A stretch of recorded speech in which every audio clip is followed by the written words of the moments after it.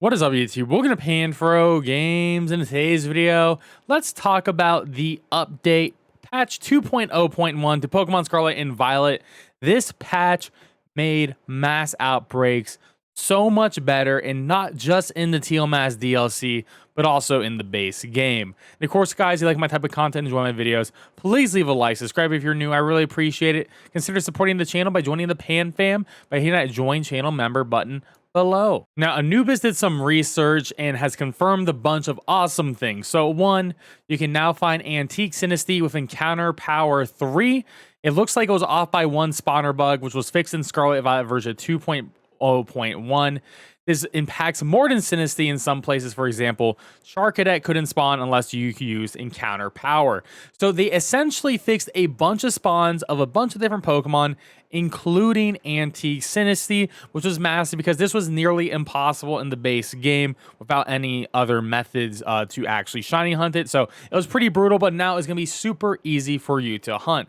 Another very cool thing about this is if you have never hunted an Antique Synesty or the new Artisan Poltchageist, they won't show up as Pokemon on the mini-map. They'll have a question mark if you get the Outbreak for them, which means you can Outbreak reset for those question marks and be like, oh, I know this is going to be an Antique form. Oh, I know it's going to be the Artisan form. And then you can just shiny hunt them that way, which is going to be really easy and awesome and a super fast method to do it in general.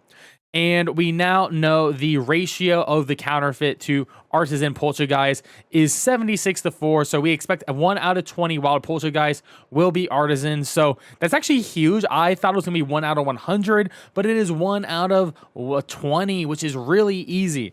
And Synesty has a 30-to-1 ratio. So 1 out of 31 Synesties will we examine are antique.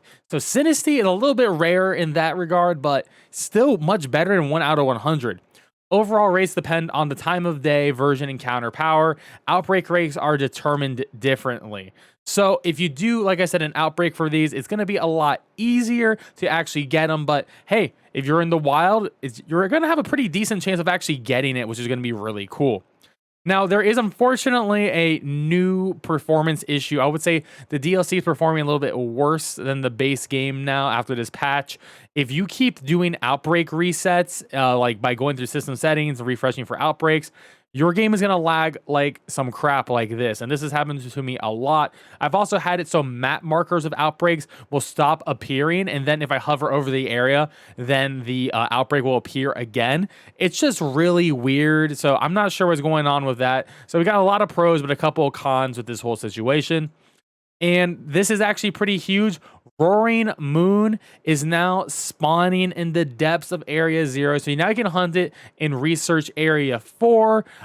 You can probably do the Crystal Reset method that I showcase on the channel with either a Dragon or a Dark-type sandwich and actually hunt that, which is actually pretty good. And I think the other big thing is I'm seeing outbreaks I have never seen before in the base game of Scarlet and Violet. Like, we have a Morgrim outbreak. I have never even knew that was an actual outbreak that you can get to spawn. And if you don't know what we're doing to reset outbreaks, we're going to system settings, going to system, date and time, hitting OK on date and time, and then going back.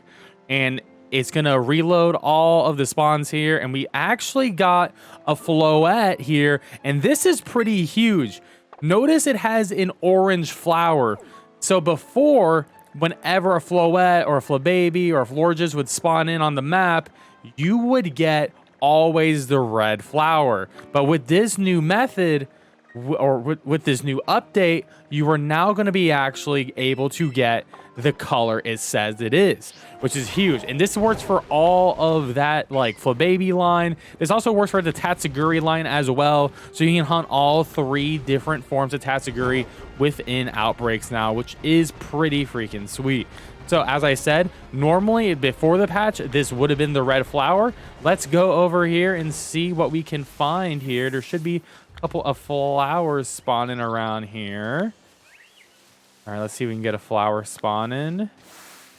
Oh, orange flower outbreak. There we go. So if you want to shiny hunt the entire family of the flowers here and get them in every single form, you can now do that.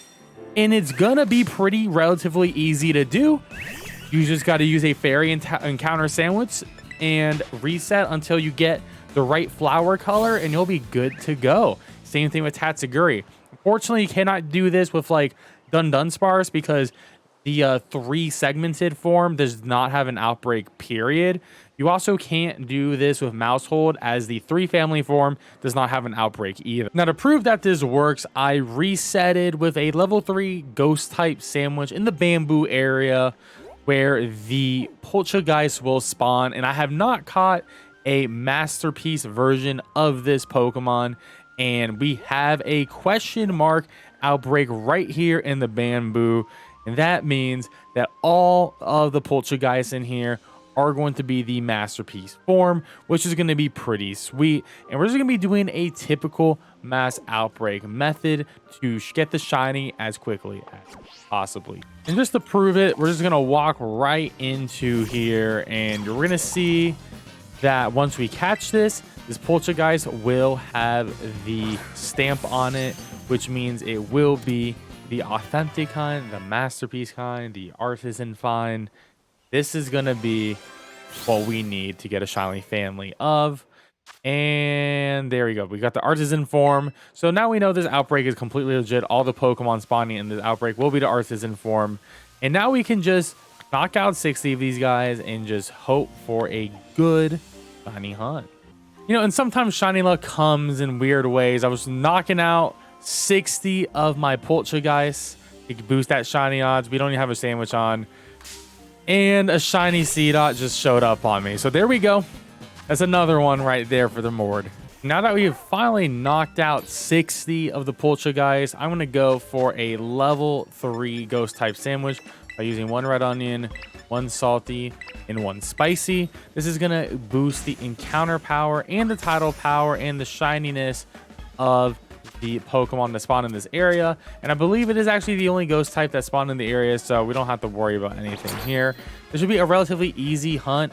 You could do like a runaround method to get them to respawn, or you can do like a picnic reset. That's gonna be up to you on what you think is gonna be the best for your mass outbreak location. And 2 minutes into the new sandwich, we got our shiny right here. You can see the shiny is gonna be green instead of black on it. It's when you compare it, it's a little bit hard to see from a distance for sure. I mean, there's the non-shiny versus the shiny, a little bit hard to see from a distance, but I was able to tell. Doesn't help that there's a lot of tall grass. Also, I do want to make one note that you will need to hunt this during the daytime, because at nighttime they don't spawn in like this. So make sure you're doing it during the daytime, and of course save your game. Don't want to make a mistake on your shiny hunt here, but there we go.